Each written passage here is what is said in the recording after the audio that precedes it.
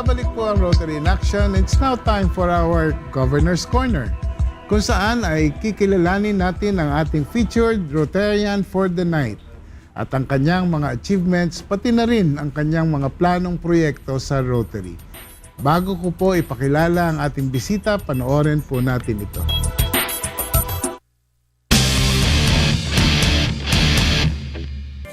A loyalty medalist of St. Scholasticus College, Manila, and a graduate of Bachelor of Science in Business Administration at the University of the Philippines.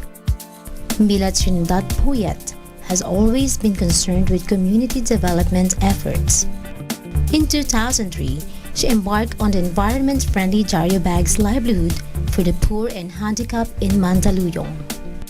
In cooperation with Mayor Benhur Abalos, her love for designing clothes and passion for helping has surely made a difference in others. As Puyat sees it, it's not just about the money or having a livelihood, it's about changing lives.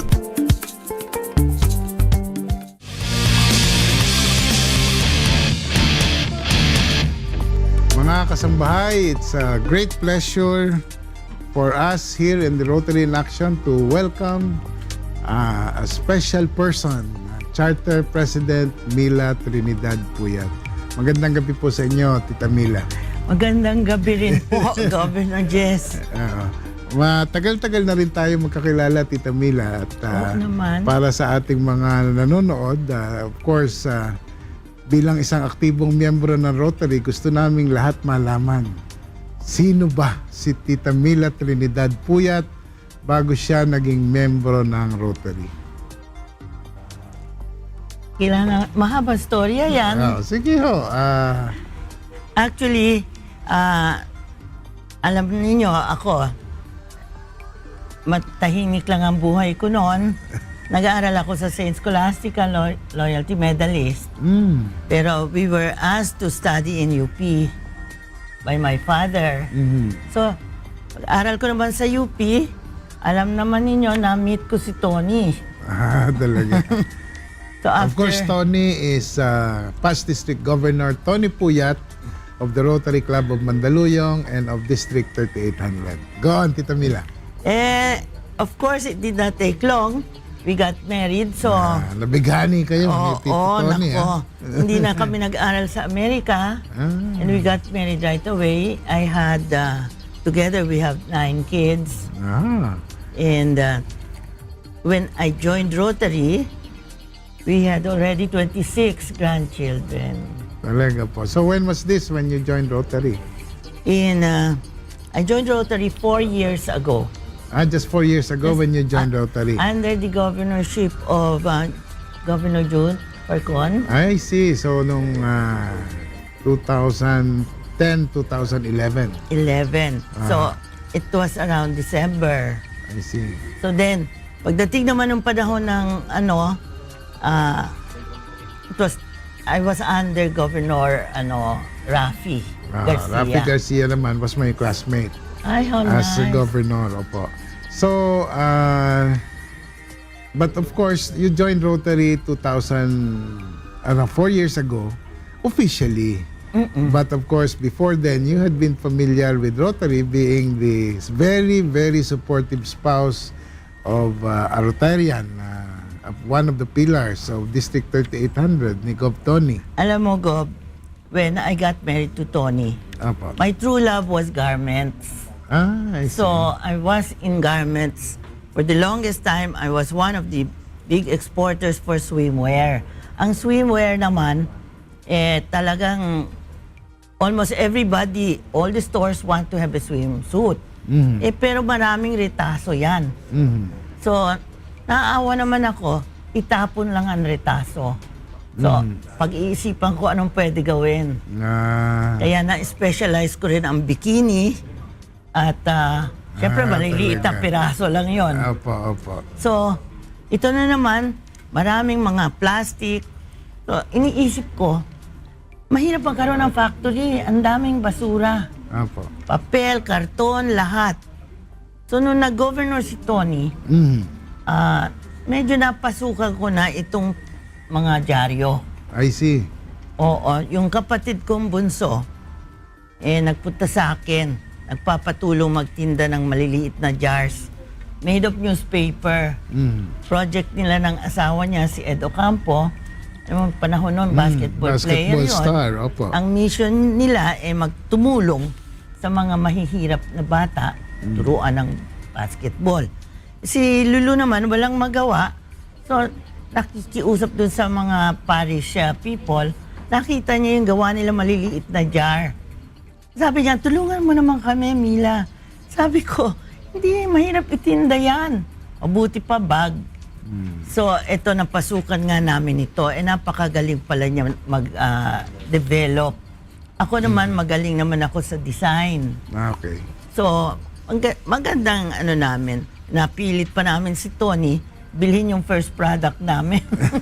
So ito po yung ongoing project na tinatawag ninyo na Diaryo. Diaryo. At ito yung mga sample natin ng mga bags made of newspaper. Newspaper.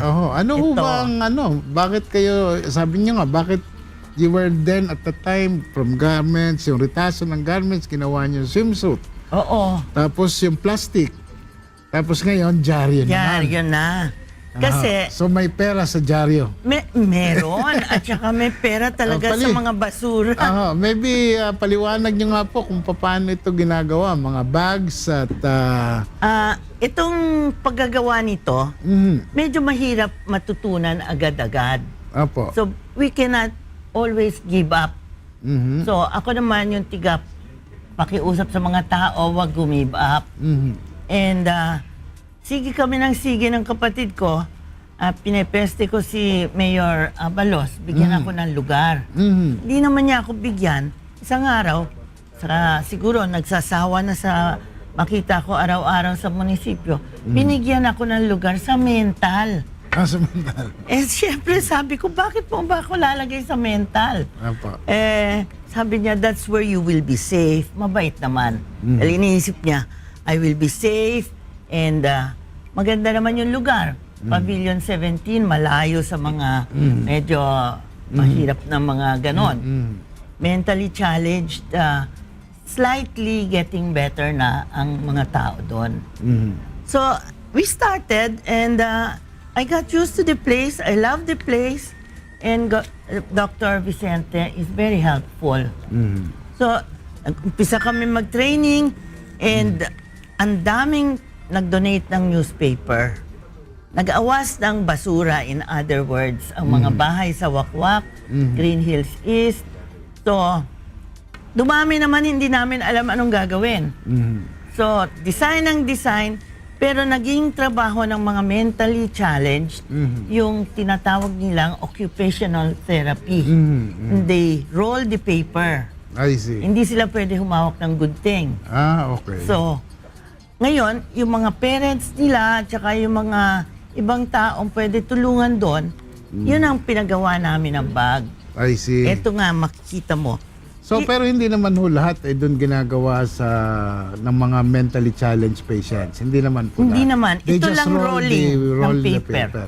Yung- Itong pag na-roll ho nila, ito naman yung iwi-weave. Iwi-weave ito.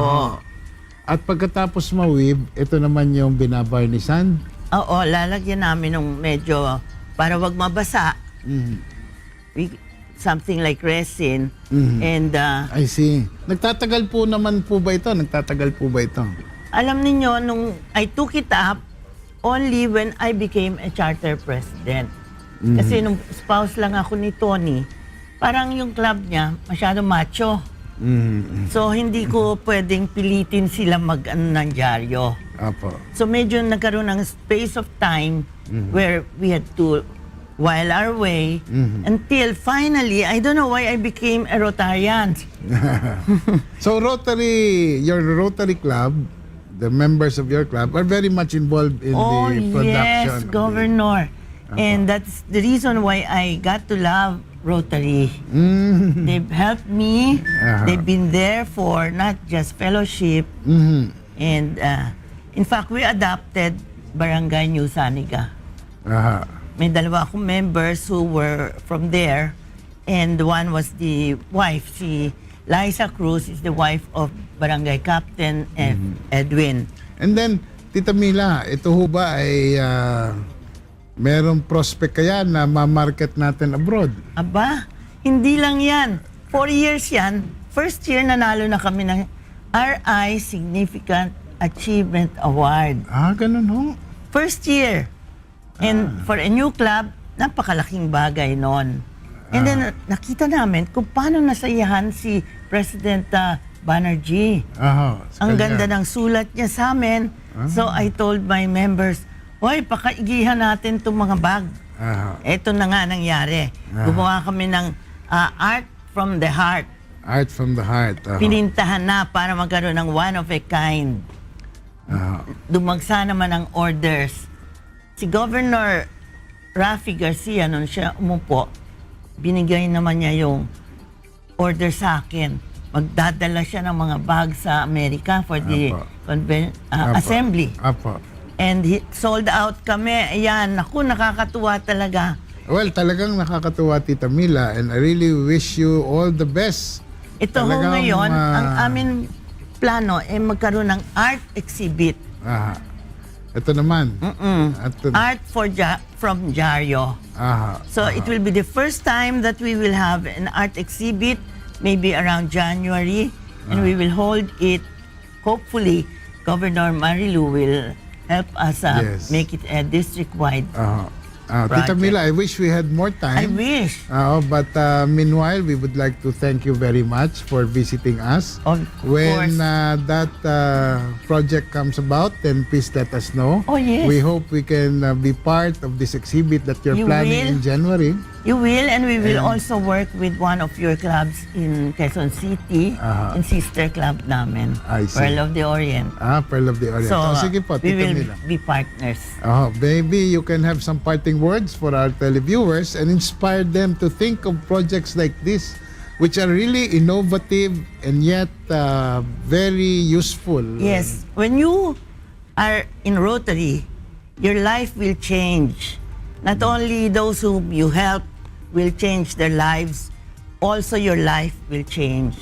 And it is such a satisfying thing to have people in poorer communities, in underprivileged people who you can help not only in their livelihood but also in their attitude in life. Never giving up. Always be there helping one another, hindi solo-solo. Okay. And my parting words to Rotary also is, join hands. Let's light up Rotary. Thank you very much, Thank Tita you. Mila Trinidad Governor, Puyat. thank you so And much. you are really a remarkable couple, you and Governor Tony Puyat. Idol ko po si Governor Tony. Idol ko naman, ikaw. Maraming salamat. Thank you so po. much.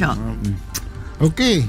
So yan po mga kasambahay, ang kabuuan ng ating Governor's Corner ngayong gabi. Magbabalik ang Rotary in Action.